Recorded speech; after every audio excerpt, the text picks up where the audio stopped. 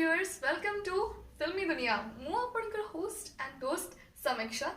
ତେବେ friends ମୁଁ ଆସି ଯାଇଛି ଆଉ କିଛି ବଲିଉଡର ଗସିପ ନେଇକି ସେୟାର କରିବାକୁ ଆପଣମାନଙ୍କ ସହ। ତେବେ ଅଗଷ୍ଟ 11 ରିଲିଜ ହେବ ଗଦର 2। ଜାଣନ୍ତୁ କ'ଣ ରହିଛି ଏହାର କାହାଣୀ। ସନି ଦେଓଲ ଓ ଅମିଷା ପାଟିଲଙ୍କ ଫିଲ୍ମ ଗଦର 2 ରିଲିଜ ହେବାକୁ ନେଇ ଅନେକ ଦିନ ହେବ ଚର୍ଚ୍ଚା ଚାଲିଥିଲା। ଫିଲ୍ମଟି 11 ଅଗଷ୍ଟକୁ ରିଲିଜ ହେବାକୁ ଯାଉଛି ଫାଇନାଲି। ଏହି ଫିଲ୍ମର ନିର୍ଦ୍ଦେଶକ ମାନେ ଦର୍ଶକ ମାନଙ୍କ ପାଇଁ ଏକ ନ୍ୟୁ ଅଫର ରଖିଛନ୍ତି, ଯାହା ଏହି ଫିଲ୍ମ ପ୍ରତି ଫ୍ୟାନ୍ ମାନଙ୍କୁ ବେଶ ଆକର୍ଷିତ କରିଛି। ଦେଓଲ ଓ ଅମିଷା ପଟେଲଙ୍କ ଫିଲ୍ମ ଗଦର 2 ରିଲିଜ ହେବାକୁ ନେଇ ଅନେକ ଦିନ ହେବ ଚର୍ଚ୍ଚା ଚାଲିଛି। ଫିଲ୍ମଟି 11 ଅଗଷ୍ଟରେ ରିଲିଜ ହେବ।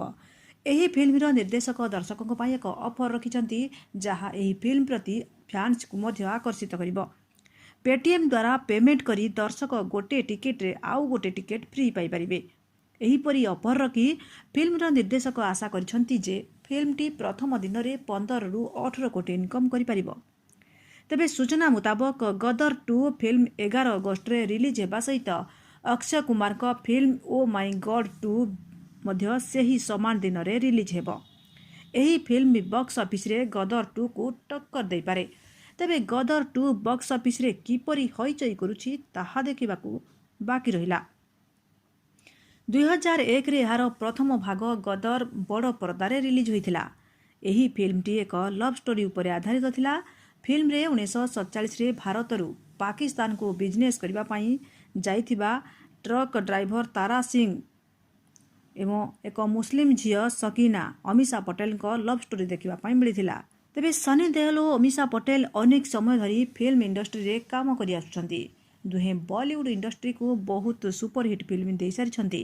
ତେବେ ସନି ଦେଓଲ ଓ ଅମିଷା ପଟେଲ ତାଙ୍କ ଅପକମିଂ ଫିଲ୍ମ ଗଦର 2ରେ କିପରି ଭାବରେ ଫ୍ୟାନ୍ସଙ୍କ ମନ ଜିତି ପାରୁଛନ୍ତି ତାହା ଦେଖିବାକୁ ବାକି ରହିଲା। Bureau report, news SN Odia. ତେବେ ଯବାନ 2ର ପ୍ରଥମ ଗୀତ ଚଳଚ୍ଚିତ୍ରର ବଜେଟ୍ ସହିତ ସମାନ କହିବାକୁ ଗଲେ, ବଟ୍ କିଙ୍ଗ ଖାନଙ୍କ ସହ ନଜର ଆସିବେ 1000ରୁ ଅଧିକ ନୃତ୍ୟଶିଳ୍ପୀ। ଶାହରୁଖ ଖାନଙ୍କ ବହୁ ପ୍ରତୀକ୍ଷିତ ଯବାନଙ୍କ ପାଇଁ ପ୍ରଶଂସକଙ୍କୁ ଉତ୍ସାହ କମିବାକୁ ଜମା ବି ନା ନେଉନାହିଁ ଏବଂ ଏଥିପାଇଁ ଟିମ୍ ବହୁତ ହି କଠିନ ପରିଶ୍ରମ ମଧ୍ୟ କରୁଛି। ଯବାନର ଚମତ୍କାର ପ୍ରିଭ୍ୟୁ ସିନେ ପ୍ରେମୀଙ୍କ ମନରେ ଏକଦମ ଚହଳ ସୃଷ୍ଟି କରିଛି। ବର୍ତ୍ତମାନ ଏହା ହେଉଛି ଫିଲ୍ମର ପ୍ରଥମ ଗୀତର ପର୍ଯ୍ୟାୟ। ଏହି ଗୀତର ଉନ୍ମୋଚନ ନିକଟତର ହୋଇବା ସହ ସିନେ ପ୍ରେମୀଙ୍କୁ କେତେ ପସନ୍ଦ ଆସିବ ସେ ନେଇ ଚର୍ଚ୍ଚା ଚାଲିଛି। ତେଣୁ ଯବାନ ପ୍ରିଭ୍ୟୁର ରୋମାଞ୍ଚକକୁ ଅନୁଭବ କରିବା ପାଇଁ ଅନିରୁଦ୍ଧଙ୍କ ଦ୍ୱାରା ରଚିତ ନୃତ୍ୟକୁ ଉପଭୋଗ କରିବାର ସମୟ ଆସିଯାଇଛି। ତେବେ ସୂଚନା ଅନୁଯାୟୀ ଏହି ଗୀତକୁ ଚେନ୍ନାଇରେ ଏକ ବଡ଼ ବଜେଟ୍ରେ ତିଆରି ହୋଇଛି, ଯେଉଁଥିରେ ଚେନ୍ନାଇ, ହାଇଦ୍ରାବାଦ, ବାଙ୍ଗାଲୋର, ମଦୁରାଇ, ମୁମ୍ବାଇ ସହିତ ଭାରତର 1000ରୁ ଅଧିକ ସହରର ନୃତ୍ୟକାର ଯୋଗଦେବେ ଏବଂ ଏହା ଏକ ଆଇଟମ୍ ନମ୍ବର ହେବ ବୋଲି ମଧ୍ୟ ପ୍ରତିଶ୍ରୁତି କରିଛନ୍ତି ମେକର। 15 କୋଟିରୁ ଅଧିକ ବଜେଟ୍ରେ ନିର୍ମିତ ଗୀତ କିଙ୍ଗ ଖାନଙ୍କ ସହ ହଜାର ହଜାର ଝିଅଙ୍କ ସହ ନାଚୁଥିବା ଦେଖାଯାଇଛି, ଯାହା ପୂର୍ବରୁ କେବେ କେହି ଦେଖିନଥିବେ। ଅନିରୁଦ୍ଧ ଏହାକୁ ରଚନା ଏବଂ ନିର୍ଦ୍ଦେଶନା ଦେଇଥିବା ବେଳେ ସ୍ୱବି କୋରିଓଗ୍ରାଫି କରିଛନ୍ତି। Bureau report, news SN Odia.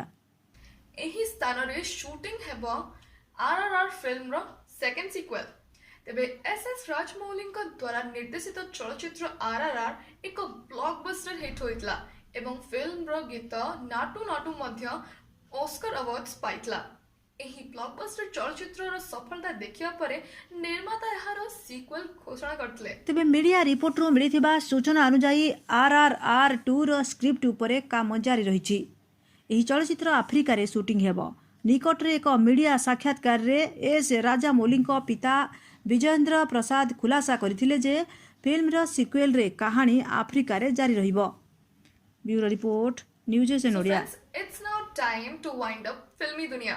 But don't worry, I'll come next week with some gossip news to you. Till then, take care and don't forget to subscribe News SN Odia.